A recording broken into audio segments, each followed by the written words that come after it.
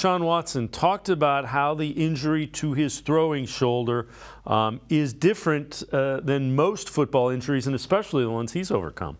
I mean, I played with injuries before. Being a quarterback, you have to throw the ball in the day. I have a blessed ability to be able to run the ball and extend plays and things like that, but every quarterback don't need that. If if it was my left shoulder, then I can still use my right shoulder. But since I can't use my right shoulder, and that's my throwing arm, it's hard to direct balls. It's hard to get the ball where I want it to get to, past a certain amount with a certain velocity while defenders is running around. So, I mean, it's the one thing that I need to play the position at a high level, especially. So, like I said before, it's like asking a receiver without a hamstring to go run. I mean, it's crazy. You can't do that. And again, that's the reason that he clearly couldn't do what he needed to do against the Colts. I don't think they knew that. They definitely found it out against the Colts.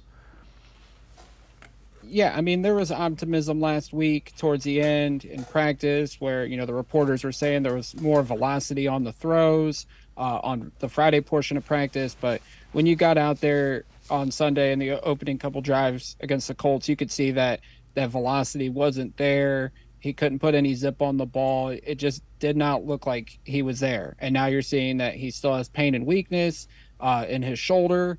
A lot of people want to try to compare this to the Baker Mayfield situation. Baker, it was his non-throwing shoulder. This is the throwing shoulder of Deshaun. So he's not going to be 100%. He's not going to be the quarterback that the Browns thought they were getting.